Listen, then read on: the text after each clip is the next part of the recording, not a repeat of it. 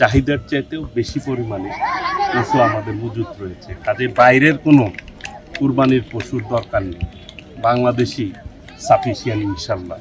ইতিমধ্যেই আমরা officially brief করেছি, প্রায় 1,00,000 কিছু বেশি আমাদের চাহিদা রয়েছে। আমাদের প্রস্তুতি রয়েছে, বাংলাদেশের এই মুহূর্তে পশুর সংখ্যা হচ্ছে 1,23,34,000।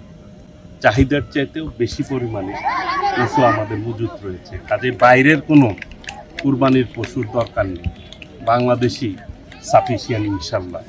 এবং চাহিদা অনুযায়ী আমরা সরবরাহ করতে সক্ষম হব এবং এই বাজারে যাতে ব্যবস্থাপনা সঠিক থাকে সেই অনুযায়ী আমরা প্রত্যেক হাটেই আমরা আমাদের যে ভেটেরিনারি ডাক্তাররা রয়েছে তারা দায়িত্ব পালন করবে এবং পশু মন্ত্রণালয়ের পক্ষ থেকে এবং আমাদের প্রাণী সম্পদ মন্ত্রণালয়ের পক্ষ থেকে সেই ব্যাপারে আমরা সার্বিক ব্যবস্থা গ্রহণ করছি।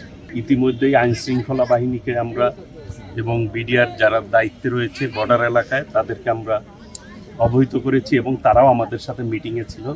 সেই অনুযায়ী আমরা তাদেরকে বলেছি যে কোনোভাবেই বাইরের পশু বা গরু যাতে বাংলাদেশে অবৈধভাবে কেউ প্রবেশ না করাতে পারে, কারণ বাংলাদেশের যে চাষিরা রয়েছে তারা যথেষ্ট পরিমাণে গরু ছাগল তারা পালন করেছে।